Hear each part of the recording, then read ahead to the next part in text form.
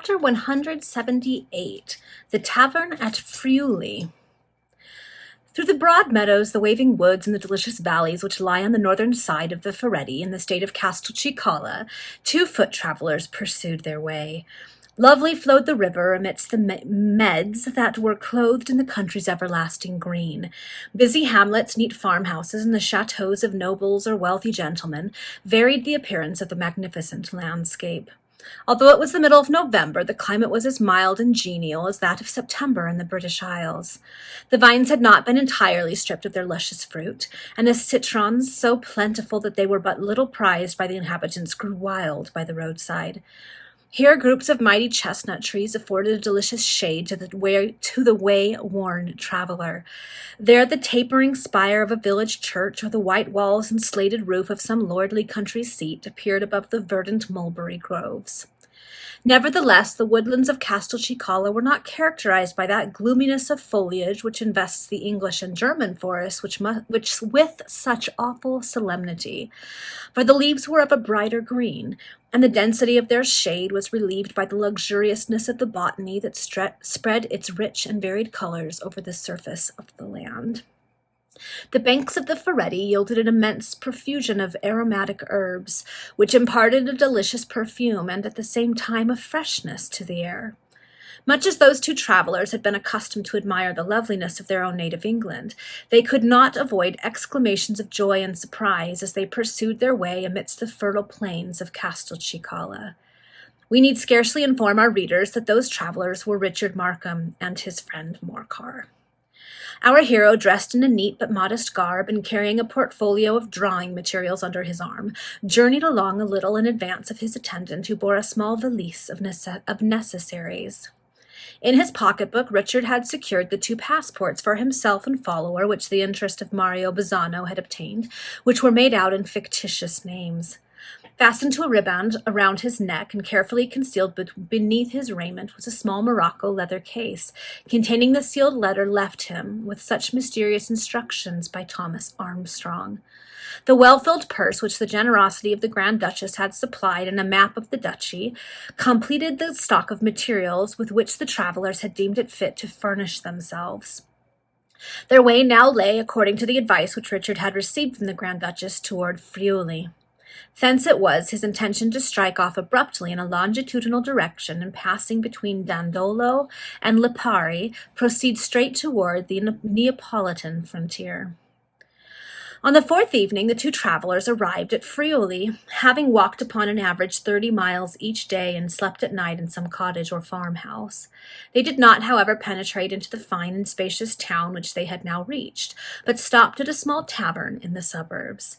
There they ordered supper, which was served up to them in the public room, as Richard did not think it prudent to excite notice by having a private apartment. Several other persons were sitting in the public room, busily engaged in imbibing the various liquors suited to their respective palates and discussing with great solemnity the political aspect of the state. By their conversation, Markham judged that they must be the small tradesmen of the suburbs of the town, as they all seemed well acquainted with each other, and spoke as if they were in the habit of meeting at that tavern every evening after the bustle and cares of the day's business. "Are you certain, neighbor," said one worthy burgher, addressing himself to another, "that the proclamation will be made tomorrow morning?" "I believe, gentlemen," answered the individual thus appealed to, "you are all aware that my wife's father is adjunct to the mayor of Friuli, and the title of adjunct is pretty near synonymous with that of deputy." "Well then, gentlemen, my father-in-law being, you perceive, as good as deputy mayor," continued the speaker, thinking that his prosiness would add to his importance, "he cannot fail to be in the mayor's secrets. That once granted, gentlemen, you can easily estimate the value of my authority for the tidings I report to you just now. You may therefore rely on it that the proclamation placing the entire province of Montecuculi I do need to brush up on Italian. Montecuculi, under martial law, will be read in Friuli as well as in all the other towns, villages, and hamlets of the aforesaid province tomorrow morning at 9 o'clock. "Then I suppose the whole duchy will be placed under martial law," observed another member of the party. "No doubt of it," said the second speaker. "The worshipful mayor hinted as much to the not less worshipful adjunct or deputy this afternoon." The province of Abrantani has been for some time in an exceptional state, you know, said the individual who had first spoken, and by all accounts we had much better be under the yoke of the Austrians at once, just like the northern provinces of Italy. I tell you what, added the individual, who was now addressing his companions, I tell you what, he repeated, sinking his voice almost to a whisper, there is not a man in Castelcicala who will not be ready to draw his sword against this most odious tyranny. Hush, hush, exclaimed the relative of the civic authority, as he glanced towards Richard Markham and Morcar. We do not know who may overhear us, as the adjunct often observes to me. The gentleman is an artist and looks like a foreigner, too, said the individual whose freedom of speech had provoked this remonstrance. He is not likely to meddle with our political business. Gentlemen, said Richard, it is true that I understand your language, although I speak it imperfectly. But if you apprehend that I should make any improper use of the remarks which fall from you, I will at once retire to a private room. Well spoken, said one of the company. No, sir, you shall not leave the room on our account. If I am not mistaken, you must be an Englishman or a Frenchman, and I like both those nations, for they know what true freedom is. Yes, and I admire the English, too, cried the person who had spoken before with so little reserve. Have they not given an asylum to that excellent prince who was only exiled because he was the people's friend, because he wished to obtain for us a constitution that would give us houses of parliament or chambers, or to be the bulwark of our liberties? Is not our Grand Duchess an Englishwoman, and has she not exerted herself to the utmost to mitigate the severity of Angelo III? That is no secret, and when I think of it, I remember hearing that at Ossore, where I was, you know, a few days ago, that it was a young Englishman who rallied the Constitutionalists when they were flying after the fall of General Grachia. What became of him? Asked one of the company. It is known that he was taken prisoner, was the reply, but as he disappeared almost immediately afterward, it is supposed that he was hurried off without delay to one of the fortresses in the interior, Pinalla or Estella, for instance. Poor young fellow. I wish he had had better luck. But as I was saying, you see, we have good reason to admire the English. Amen, exclaimed several voices. The emotions of our hero, while this discourse was progressing, may be more readily imagined than explained. But prudence on his own account, and obedience to the advice of the Grand Duchess, sealed his lips. Morcar continued to eat and drink without excitement, because the conversation passing round was totally unintelligible to him. The relative of the mayor's adjunct was dilating pompously on the duties of a sovereign when a post-chaise drove furiously up to the door of the tavern. Horses, 4 horses wanted, shouted a voice in the passage. Then commenced the rattling of harness, the running hither and thither of ostlers, and the usual calling and bawling which characterizes such occasions.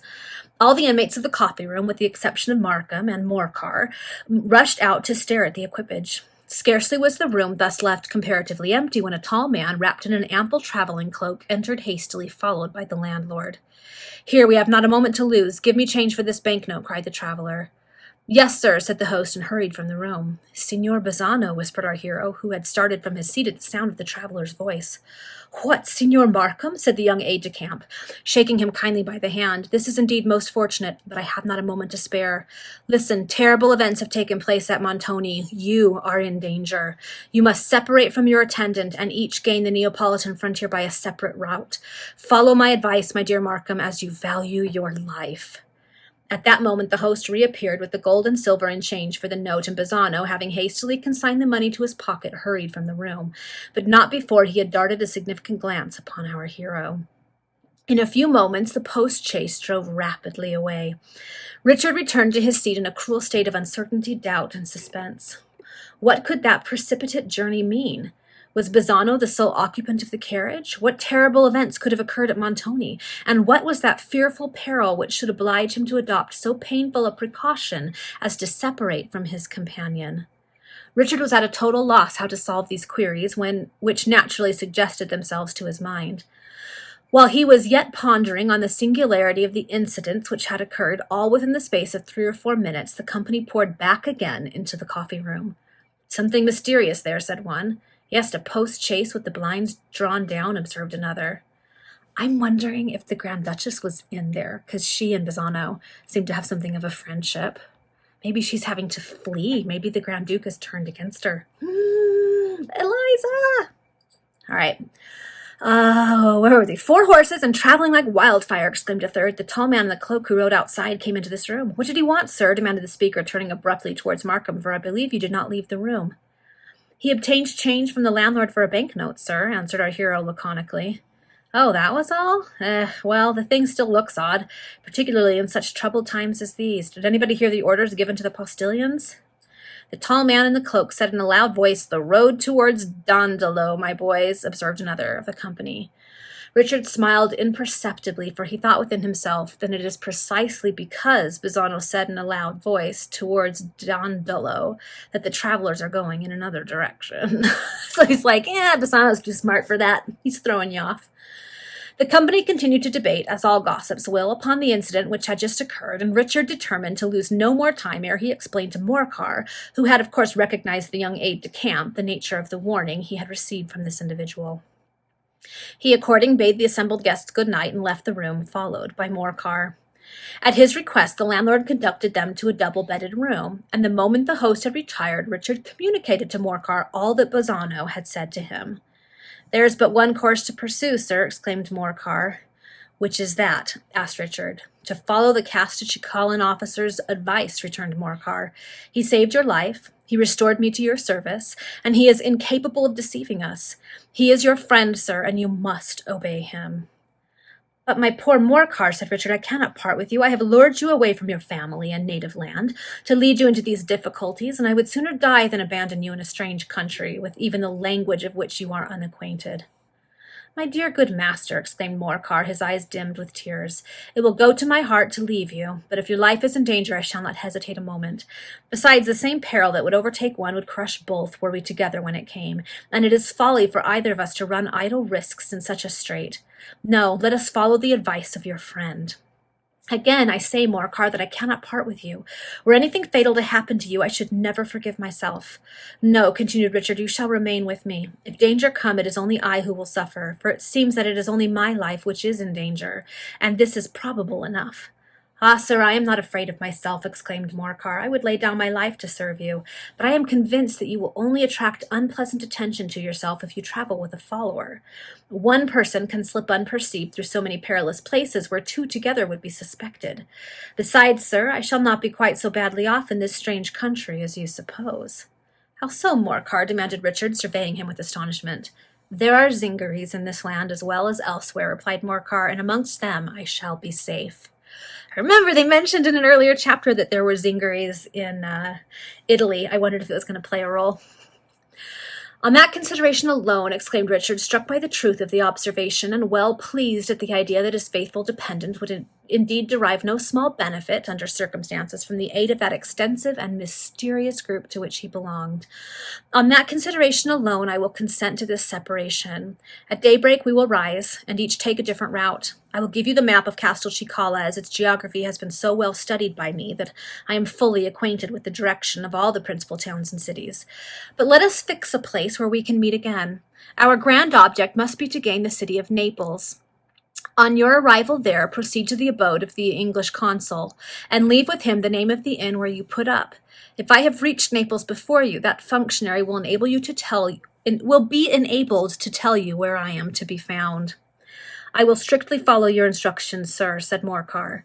"And now, my good friend," continued our hero, "I must speak to you as if I were making my last will and testament, for heaven alone knows whether I shall ever quit this country alive.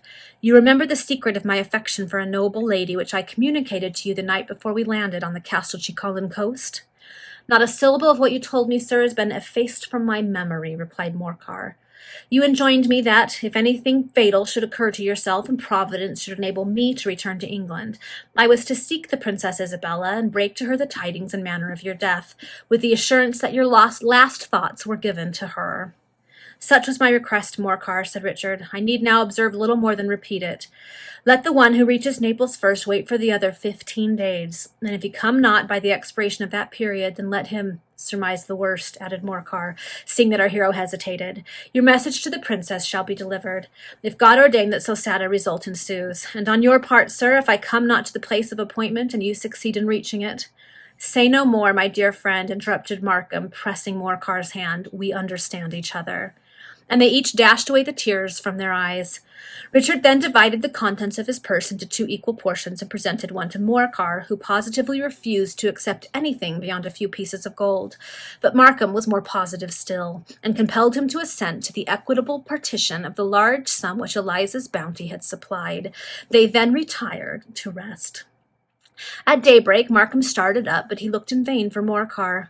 On the table stood a pile of gold. It was the one which our hero had forced upon his friend, and only 2 of the pieces had been taken from the heap.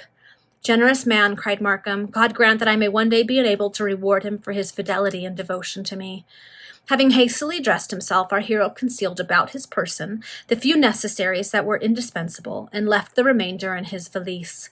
He then descended to the coffee-room, hurried over a slight refreshment, and, having settled the account, took his departure, telling the landlord to keep the valise for him until his return.